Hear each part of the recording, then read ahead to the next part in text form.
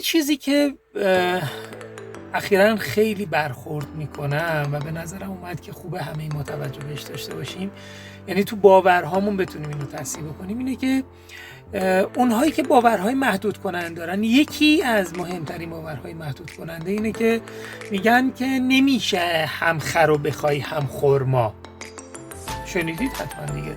مثلا میگه من اگر یک همسری رو میخوام، مثلا یه آقای یه خانومی رو میخواد مثلا به عنوان همسر، میگه نمیشه هم مثلا زیبا باشه، هم تحصیلات داشته باشه، هم مثلا خانه‌داری عالی داشته باشه.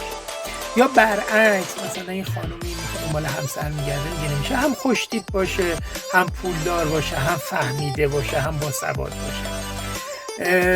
یا خیلی چیزهای دیگه. مثلا توی اهدافشون میگه که نمیشه مثلا من یه کاری داشته باشم که هم راحت باشه، هم پولساز باشه، هم نزدیک خونم باشه، هم همه جا بتونم انجامش بدم.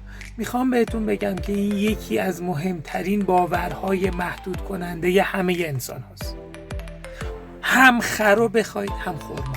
حالا داستان این خدا هم خرماست. حالا داستانش هم جالبه، بعدن شاید یه روز تعریف کنم. خلاصه میگم داستانش اینه که یه خدایی رو، یه بتی رو درست کرده بودن با خرما، بعد به قحطی خوردن، بعد هم میخواستن این رو پرستش بکنن، هم میخواستن خرما رو بخورن.